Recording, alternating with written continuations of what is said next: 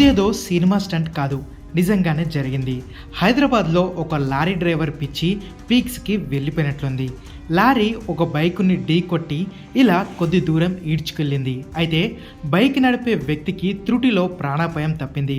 Bike రైడరే lorry door పట్టుకొని ప్రాణాలు కాపాడుకునే ప్రయత్నం చేశాడు. అయినా లారీ డ్రైవర్ ఆపకుండా కొన్ని కిలోమీటర్ల మేర దానిని తీసుకెళ్లాడు. ఈ విజువల్స్ వెనకాల ఉన్న వాహనంపై ఉన్న వ్యక్తులు వీడియో తీశారు. ప్రస్తుతం ఈ వీడియో సోషల్ మీడియాలో వైరల్గా మారింది. ఈ ఘటన ఆదివారం రాత్రి సుమారు 11:30 గంటలకు జరిగిందట. ఈ ఘటన ఓవైసీ హాస్పిటల్ నుంచి ఎల్బీనగర్ మార్గంలో వెళ్తున్న రూట్లో జరిగినట్లుగా తెలుస్తుంది. దీనిపై ఇప్పటికే ఎఫ్ఐఆర్ నమోదు చేశారు పోలీసులు. లారీని గుర్తించి దాన్ని సీజ్ చేసి నిందితుడిని పట్టుకొని అరెస్టు చేశామని పోలీసులు స్పష్టం చేశారు.